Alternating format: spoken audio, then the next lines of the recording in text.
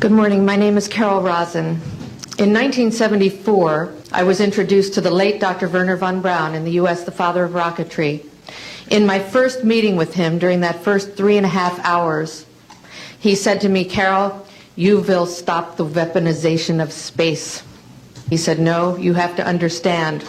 This is February, and we have to prevent the weaponization of space because there is a lie being told to everyone that the weaponization of space is now first being based upon the evil empire, the Russians.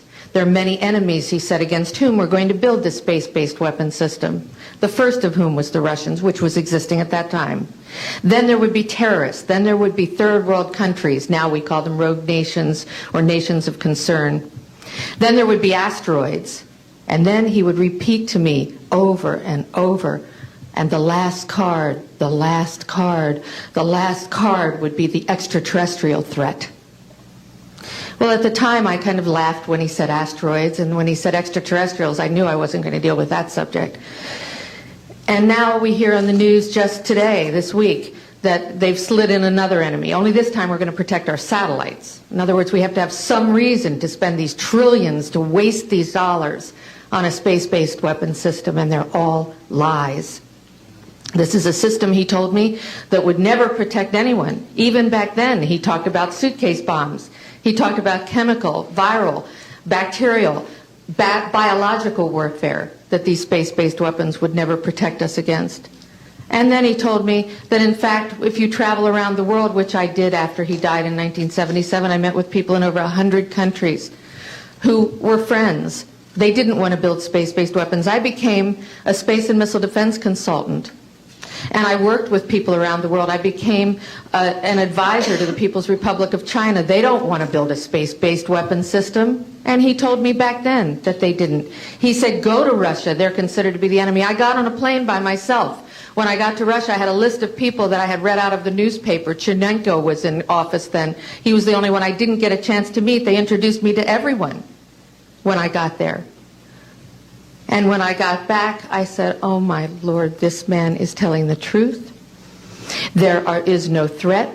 And I've been waiting until this day for 27 years, and I'm expecting the spin to happen, because he also explained to me that as a military strategist, as a person who worked on the MX missile, which I did later, he said, "You will find that there is going to be a spin to find some enemy against whom we have to build space-based weapons." And now we should expect the spin, because he said part of the formula for the intelligence community is if they might have a weapon, then we have to consider that they do have these weapons. So now they do have these weapons, so now we have to build these weapon systems. And that's the formula, except that it's all based on a lie. We have witnesses here who have worked in the classified departments who have the courage to come forward here to support what Werner von Braun told me back in 1974 to 77.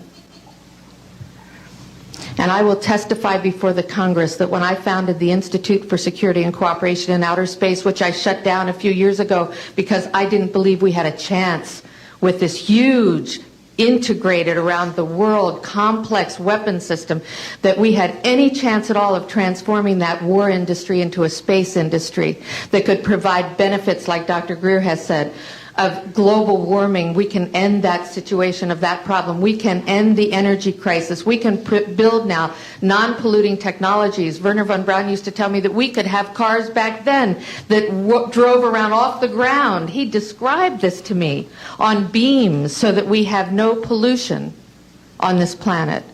And we can solve the problems of the people that are urgent and potential, and the other animals and the other cultures on Earth and in space. And we can end the arms race without dislocating the industry jobs, without disrupting the economy, by transforming, Werner von Braun told me, the war industry into a global cooperative space industry that will provide, he said, finally, more jobs and profits on this planet than during any hot or cold wartime, more products and services that can be applied directly to solving the problems of this planet.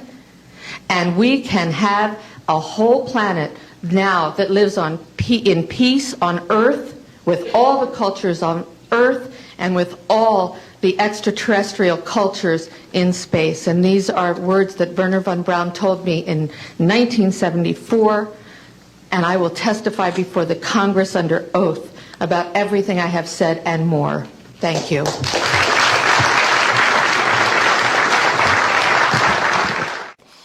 When it comes to defending America, it is not enough to merely have an American presence in space. We must have American dominance in space.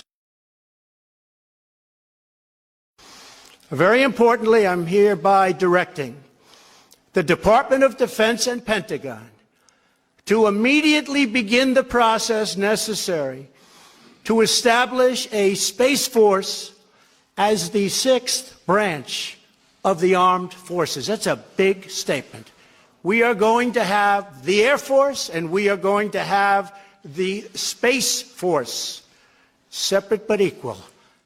We face a hostile ideology, global in scope, atheistic in character, ruthless in purpose, and insidious in method. Unhappily, the danger it poses promises to be of indefinite duration. We annually spend on military security alone more than the net income of all United States corporations.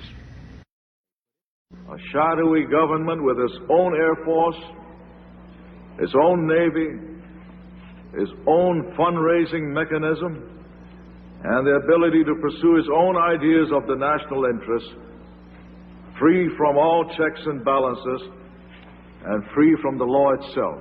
In the councils of government, we must guard against the acquisition of unwarranted influence, whether sought or unsought, by the military-industrial complex.